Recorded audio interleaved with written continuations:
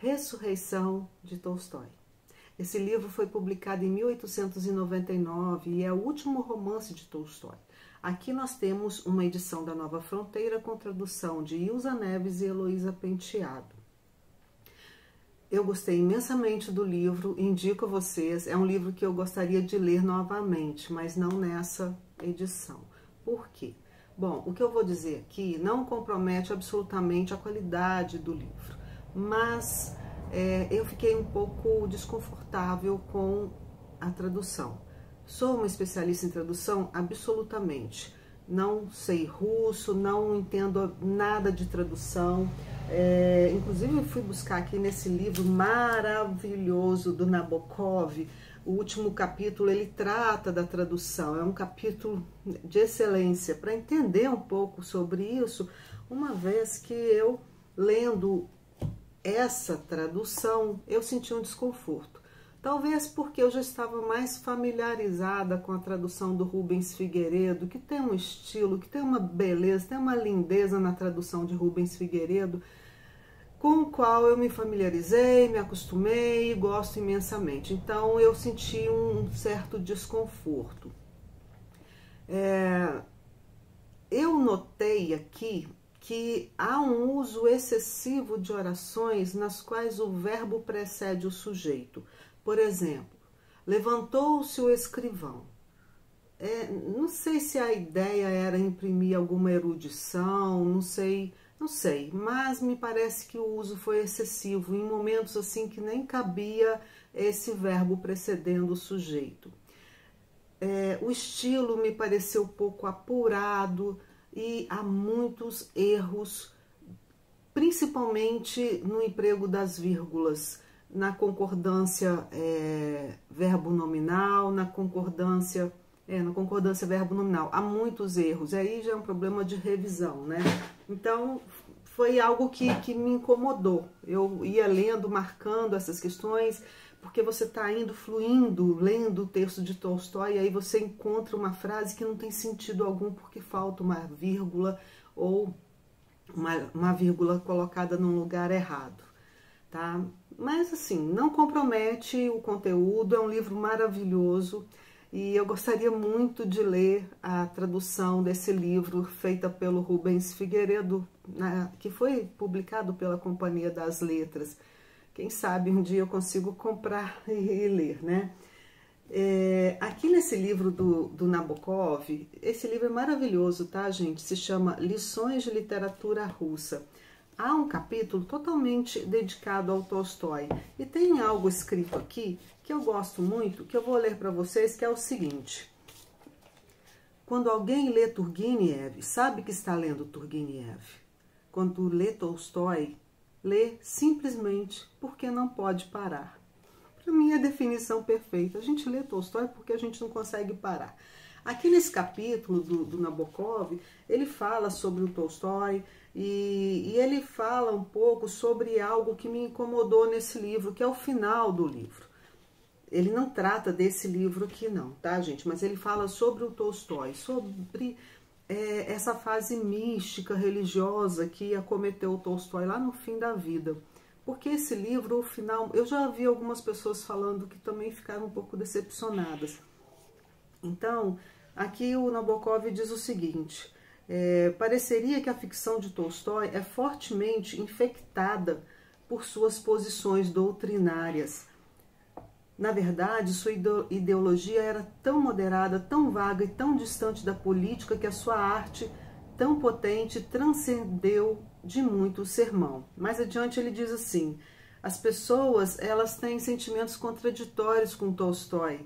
Elas amam o artista e se sentem intensamente entediadas com o pregador. Bom, Nabokov, você disse tudo o que eu estou sentindo.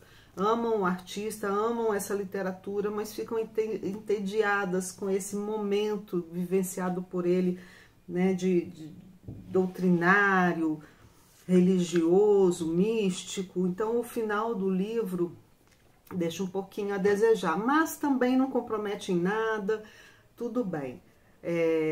Esse livro, então, ele vai tratar de vários temas, temas relacionados a distribuição de terras numa Rússia no século XIX, finalzinho do século XIX, já havia acontecido a libertação dos servos pelo Alexandre II, então o problema das terras ainda era bastante discutido porque os camponeses, eles viviam uma vida miserável.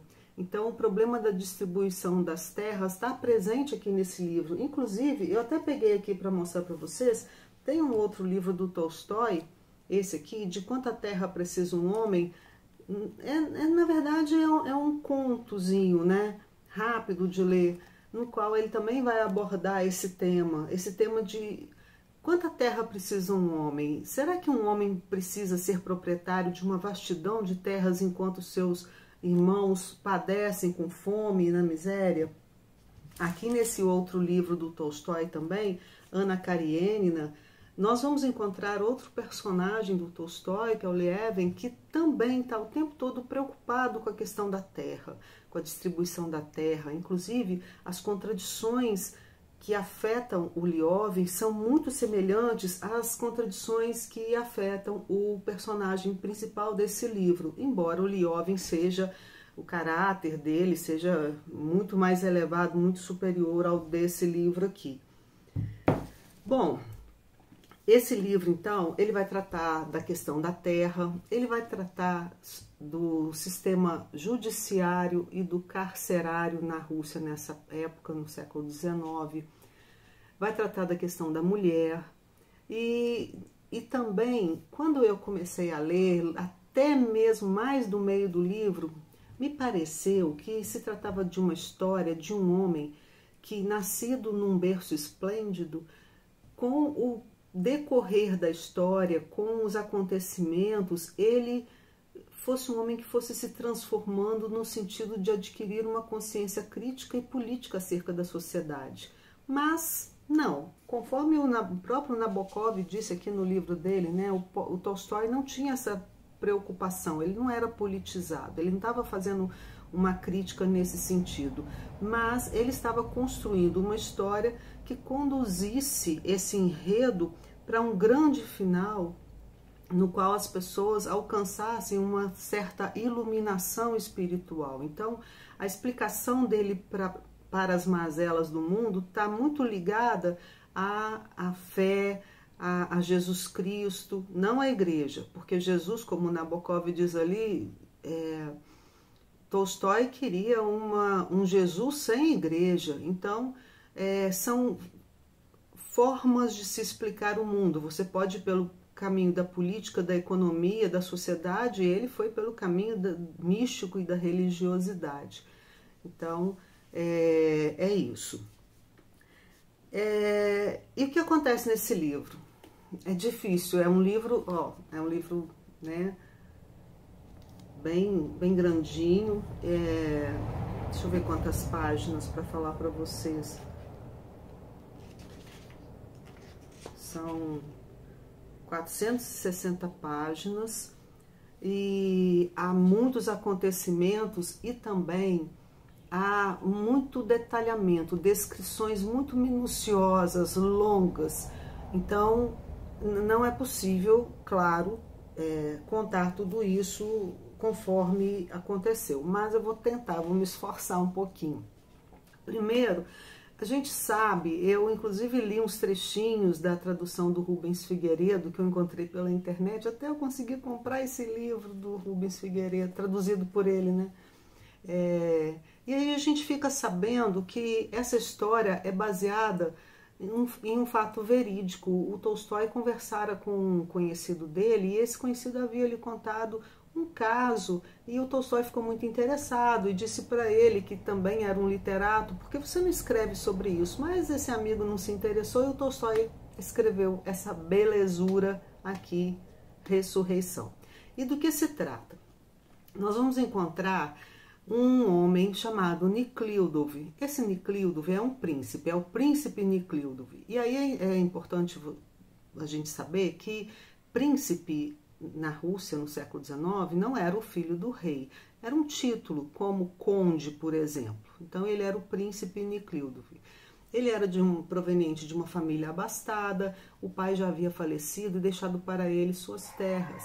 Nicleudo, nesse início da história, ele tem um posicionamento muito humano, muito voltado a ideias socialistas, e ele decide então distribuir as terras do pai entre os camponeses, entre os mujiques, os antigos servos. E ele faz essa distribuição de rendas, de terra. A mãe dele, posteriormente, vem a falecer também e deixa para ele um montante de terras ainda maior, porque a mãe era muito rica. Então, o Nicleudo, ele fica perturbado, pensativo, reflexivo, mediante uma contradição que ele se coloca. Qual é essa contradição? Ele acreditava que a terra deveria ser distribuída, que ninguém tinha o direito de possuir tanta terra. Ao mesmo tempo, ele também acreditava que ele precisava ter conforto, dinheiro e renda. Então, se ele distribuísse as terras, ele ia perder essa vida confortável, cheia de privilégios que ele prezava tanto. Então, ele não conseguia se decidir. Por quê? Se ele distribuísse as terras, ele perderia os privilégios. E se ele não distribuísse as terras, ele teria que contradizer o próprio posicionamento dele no mundo. Então, era uma contradição. Bem no início do livro, nós vamos encontrar uma outra personagem. O nome dela é Maslova. Maslova, a história dela, o Tolstói dedica aqui um capítulo à história de Maslova. Ele diz assim, é uma história bastante banal, a história de Maslova.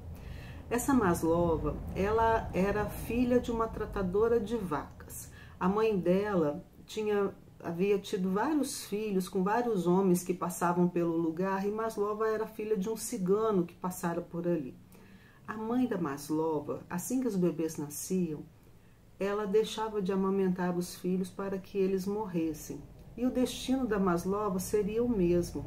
Mas as proprietárias das terras onde a mãe da Maslova trabalhava ficaram com muita pena da menininha, porque a mãe dela morreu.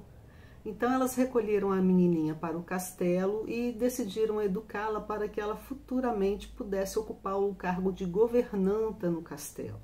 E assim Maslova foi salva, por acaso.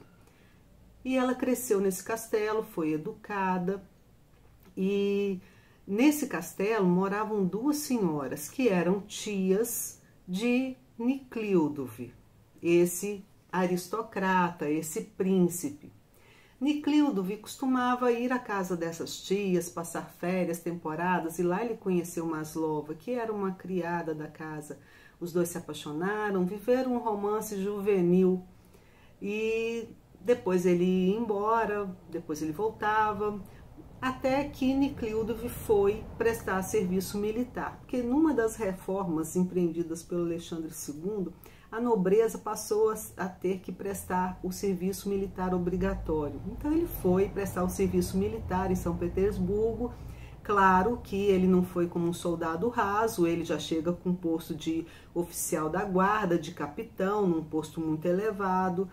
E em outros livros de literatura russa, eu fiquei sabendo que esses nobres, eles cumpriam esse serviço militar, mas eles ficavam lá no quartel, jogando cartas, bebendo, não faziam absolutamente nada.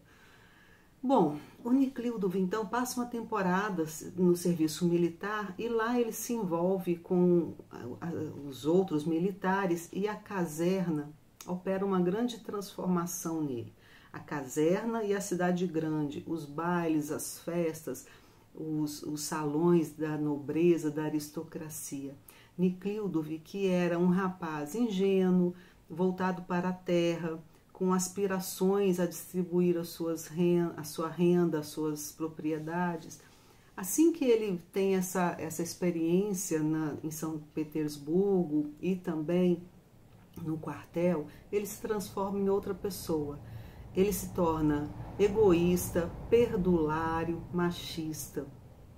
E aí depois dessa mudança, ele volta lá na casa das tias, o tempo já passou, Maslova já está grandinha, já é uma jovem de 19 anos, ele reencontra Maslova.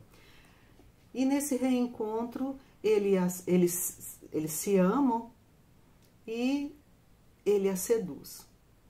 Ela, em algum momento aqui, eu devia ter marcado, esqueci, mas ela não diz exatamente não, mas ela pede a ele que se afaste, ela coloca em dúvida se ela deseja realmente se entregar a ele. Ela não queria, ela não deu o consentimento, foi um estupro. No dia seguinte, ele vai partir, ele saca do bolso uma nota de 100 rublos e dá a ela, em pagamento pela noite de amor, e vai embora. Nekhludoff vai embora, vai viver a vida dele, ele se envolve com uma moça lá em São Petersburgo, fica noivo dela, quer dizer, quase fica noivo dela, uma moça chamada Missy, ele também tem uma amante que é uma mulher casada, enfim, ele vai viver a vida dele. E ele pensa assim, eu fiquei com a Maslova, passei uma noite com ela e tudo bem, porque é isso que todo mundo faz, é assim.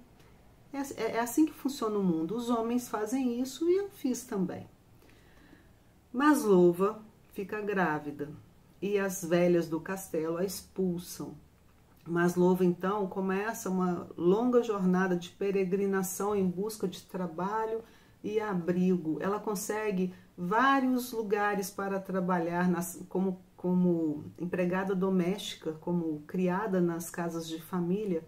E sempre ocorre o mesmo, o marido passa a assediá-la, inclusive numa dessas casas o marido a assedia, a mulher descobre a esposa e dá uma surra na Maslova.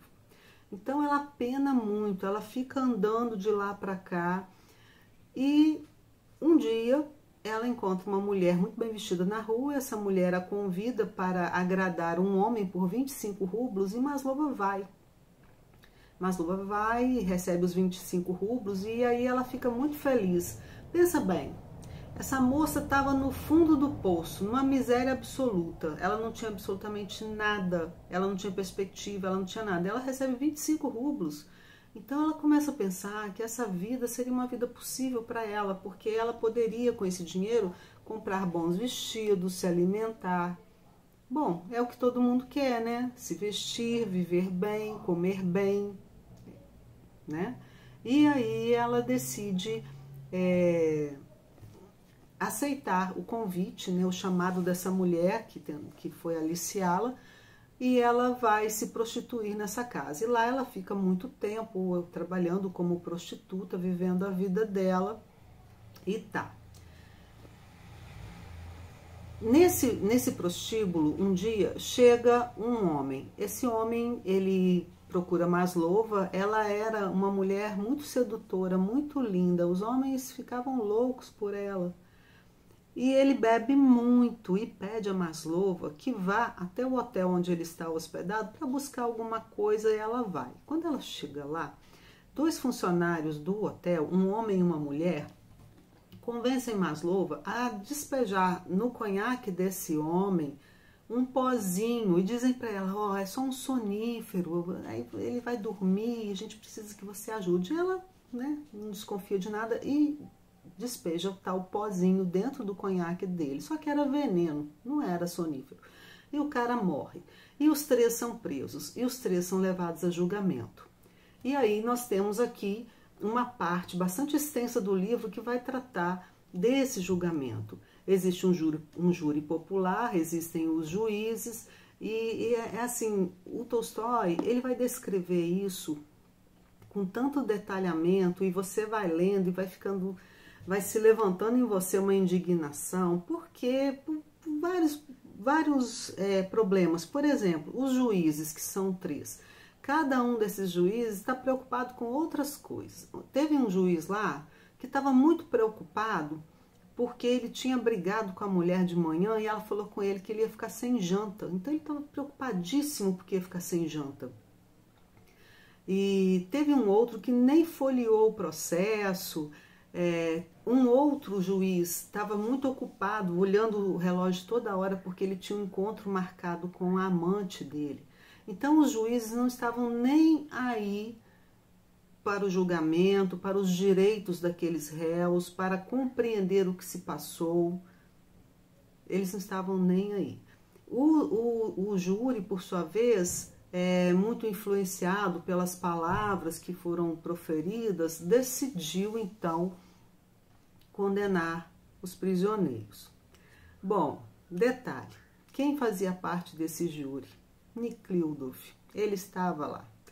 Maslova não o reconheceu, mas ele reconheceu Maslova. E quando ele viu Maslova naquela situação, e ele entendeu que ela era inocente, que ela estava sendo acusada injustamente, ele se tomou de um remorso tamanho, porque ele pensou assim: a Maslova, ela está aqui hoje por minha culpa, porque lá no passado eu desgracei a vida dela. Tudo que aconteceu com ela, depois que eu desgracei a vida dela, conduziu-a até este momento. Então a culpa é minha. E ele fica amargurado, com remorso.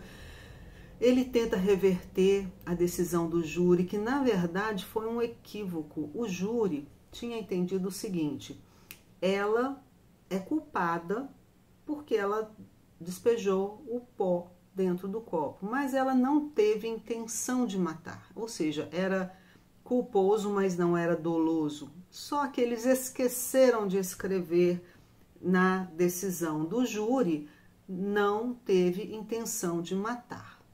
Como faltaram essas palavras, Maslova foi condenada, ela foi considerada culpada.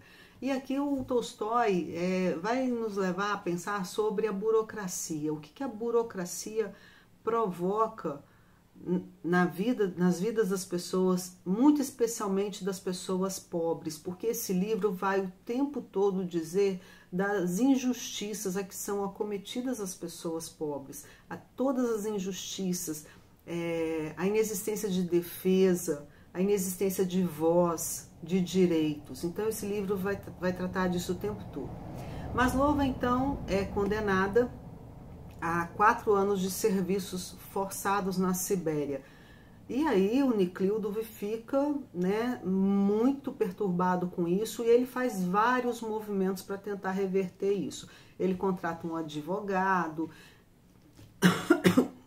Junto com esse advogado, eles redigem um pedido de agravo para anular a sentença. Ele procura o juiz, ele escreve um pedido de graça ao imperador, ao czar. Então ele faz assim vários movimentos para tentar libertar Maslova, mas todos são em vão, porque as pessoas que deveriam encaminhar esses pedidos também estão muito ocupadas com as banalidades próprias da vida, das vidas delas. Elas não estão minimamente interessadas em conhecer o que ocorreu, em contribuir para desvendar e resolver essa ação injusta a que foi acometida essa mulher Maslova. Ninguém está interessado nisso. Então ele vai fracassando.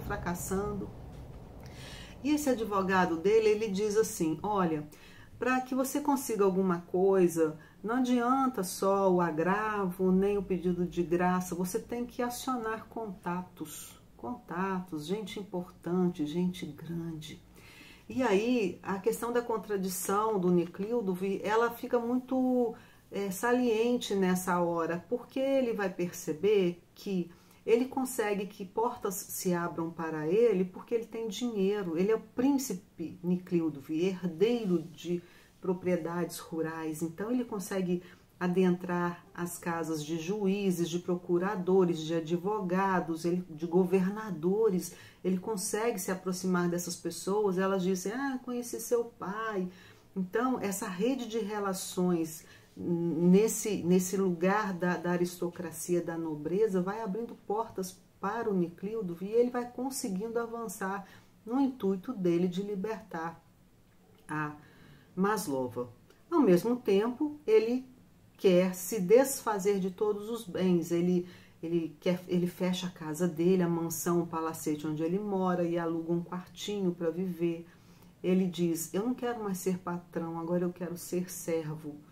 Então ele fica, né, preso nessa contradição que ele não consegue resolver.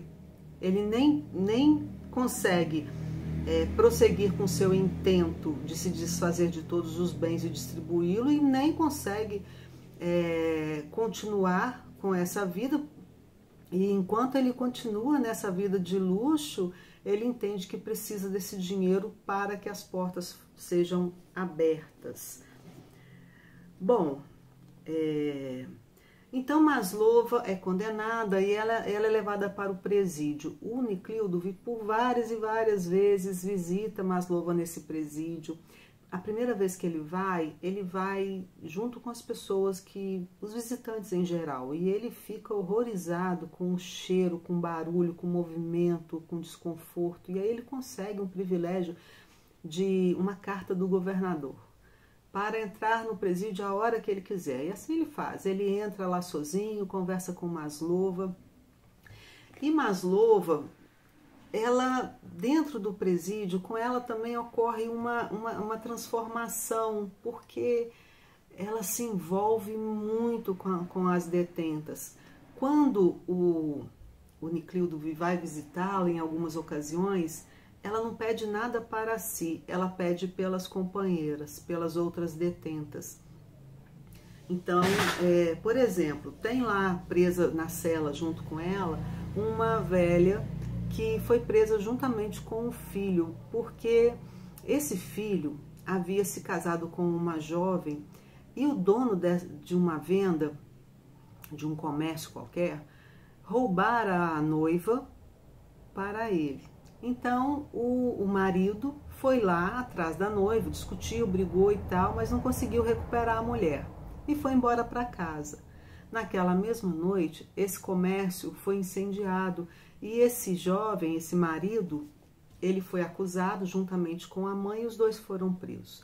Na verdade, quem incendiou o comércio foi o próprio dono da venda, porque ele tinha lá um seguro e os dois estavam presos. E a mulher, a mãe, estava presa junto com a Maslova.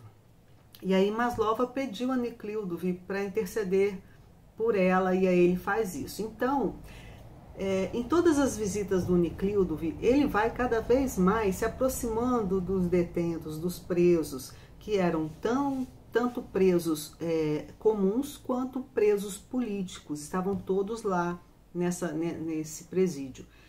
E ele vai escutando as histórias. E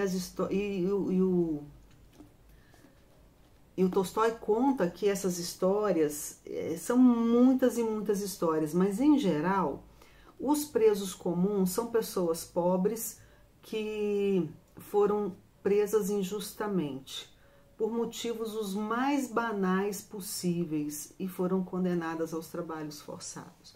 Os presos políticos também são pessoas, nem sempre pessoas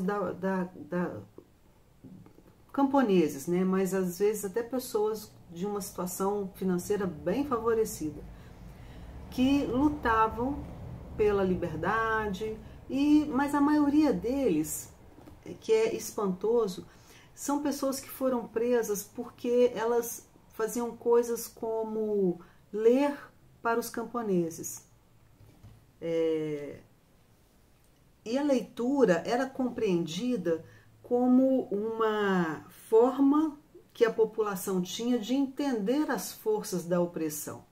Então, esses presos políticos, eles eram presos porque liam.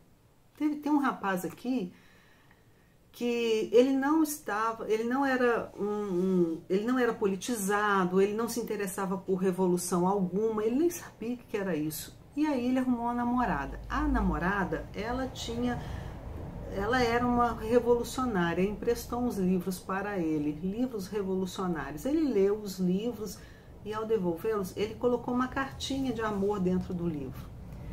Os soldados encontraram os livros, encontraram a cartinha e está lá o moço preso e vai ser levado para a Sibéria para os trabalhos forçados. Então, o Uniclíodo, ele vai tomando conhecimento dessas histórias, ele vai se revoltando e ele vai dizendo que todos os julgamentos são imorais, que a justiça ela erra enormemente com os pobres E então o Niclildo vai se aproximando dessas pessoas, dos detentos.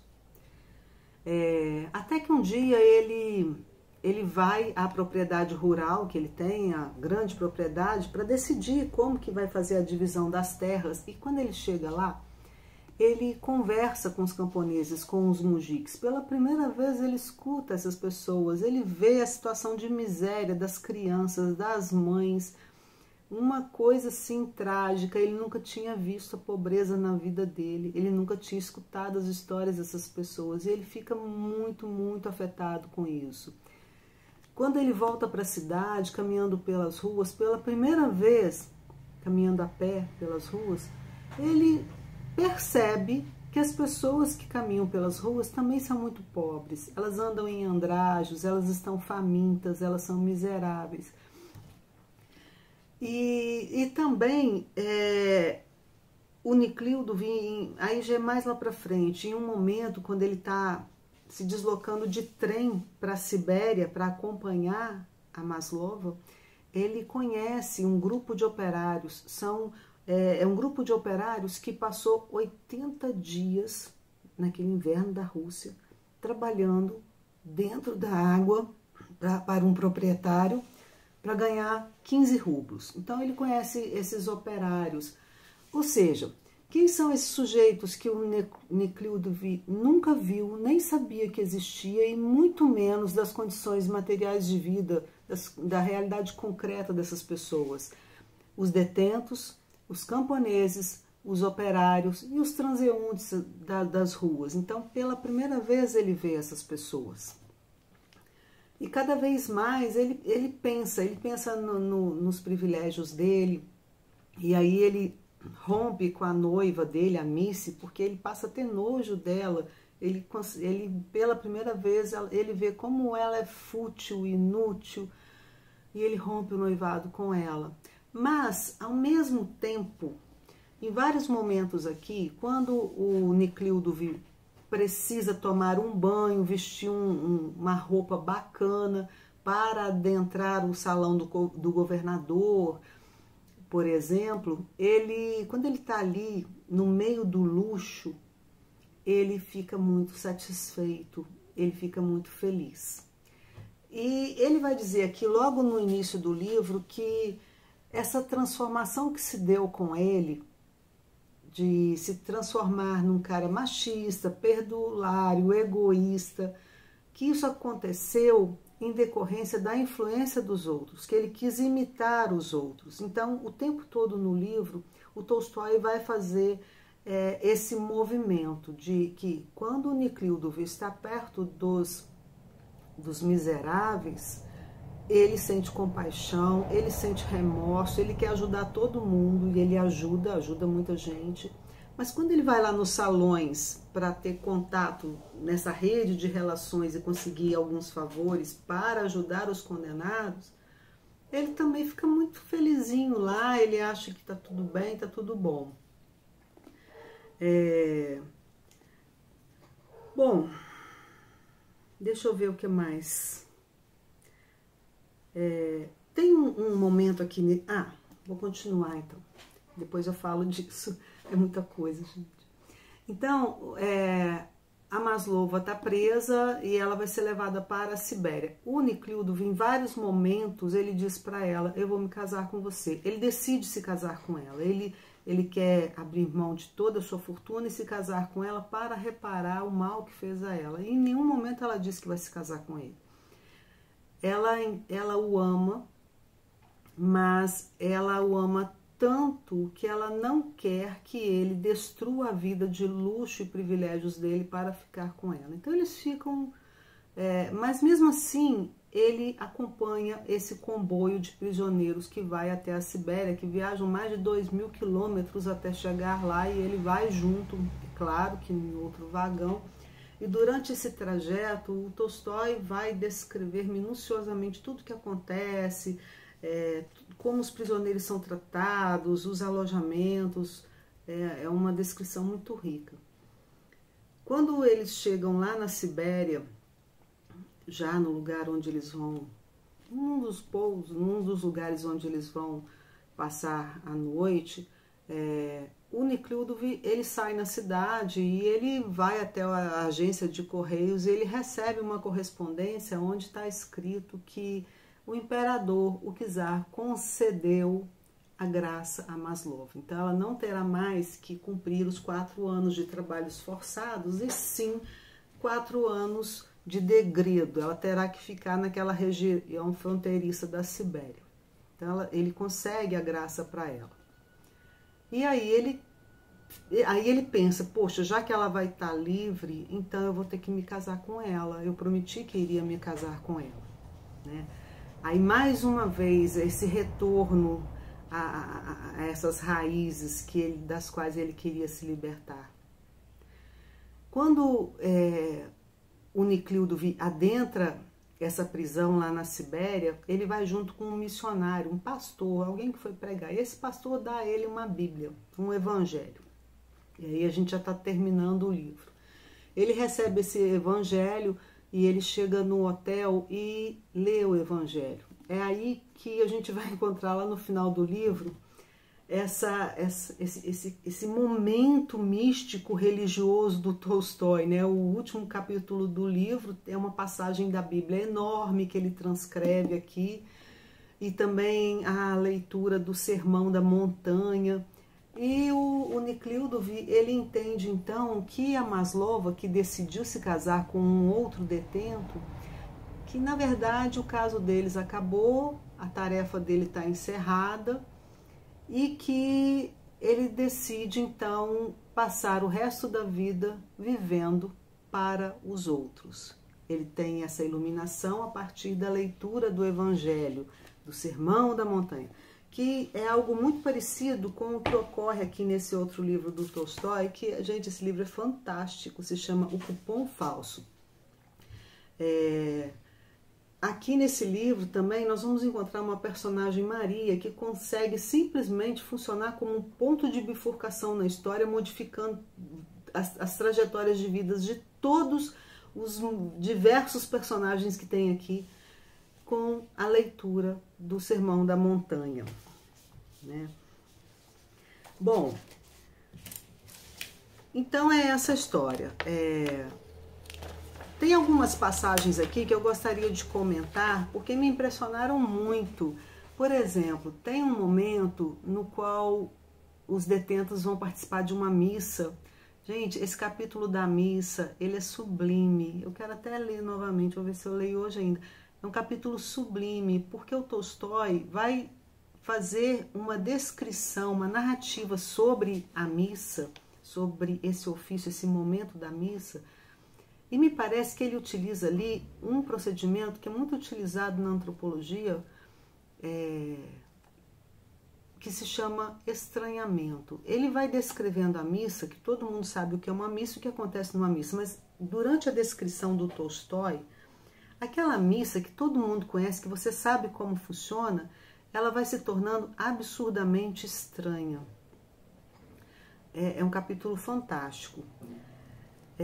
Outro ponto que eu gostaria de levantar aqui é sobre a literatura científica sobre a criminologia que estava disponível nessa época na Rússia, no século XIX. Era uma literatura muito relacionada ao atavismo, que vem a ser a ideia de que a hereditariedade das pessoas transmite é capaz de transmitir características psicológicas e comportamentais. Isso tem muito a ver com a obra do Lombroso, que vai associar características físicas dos sujeitos à criminalidade. Então era isso que estava disponível. E o Nicleudo, ele leu muito essa literatura porque ele queria entender o que causa a criminalidade, por que essas pessoas estavam presas. Ele se angustiava com isso, até que ele entende que o cárcere é que causa a criminalidade, né? E é interessante sobre isso o seguinte,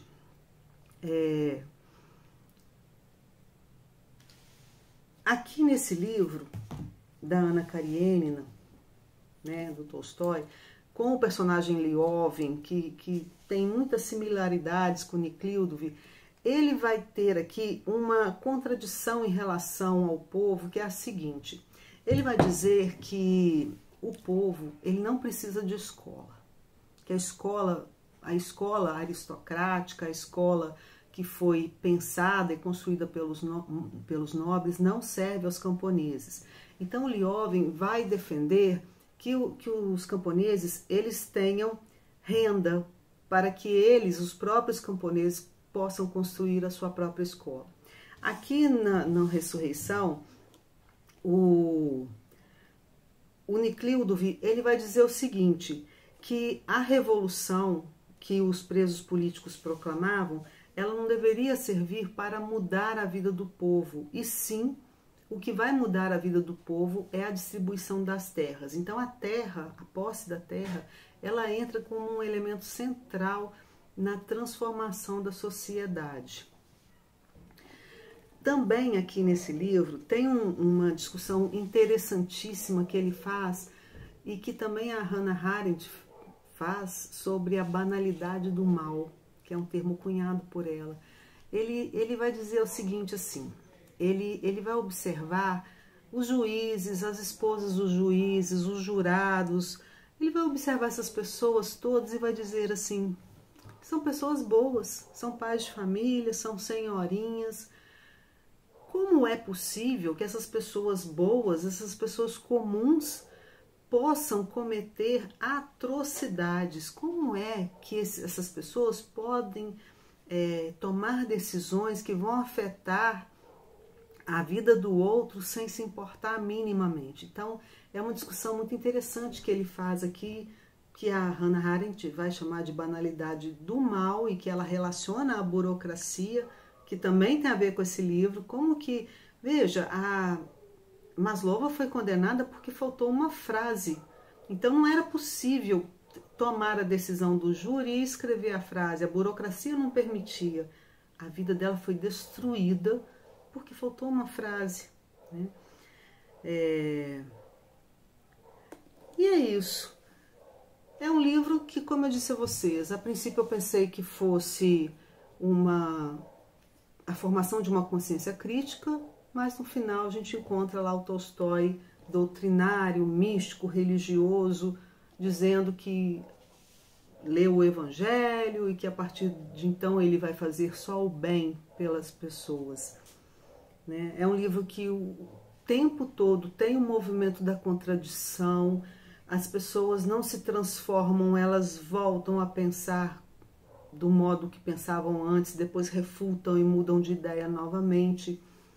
A parte destinada ao julgamento é bem extensa, mas ela é muito interessante, que também vai fazer uma crítica à burocracia, porque o julgamento é completamente tomado pela leitura de laudos de autópsia, laudo de autópsias das vísceras do morto, e uma leitura infinita. Mas eles não têm tempo para ouvir Maslova, porque quando o juiz pergunta a ela assim, você matou esse homem? Ela fala, não. Mas você colocou o pó dentro do conhaque? E ela diz, coloquei. Aí ela quer dizer, mas... Ai, um pernilongo. Mas... coloquei. Mas não era a minha intenção, eu achei que fosse um sonífero, eu não sabia que era veneno. Se fosse veneno, eu não teria colocado. Depois do mas, nada é considerado. Somente a primeira resposta. Sim, eu coloquei o pó no conhaque, né? As ponderações dela são completamente ignoradas. Bom, é isso. Gostei muito, indico a vocês. Ressurreição, de Tolstói.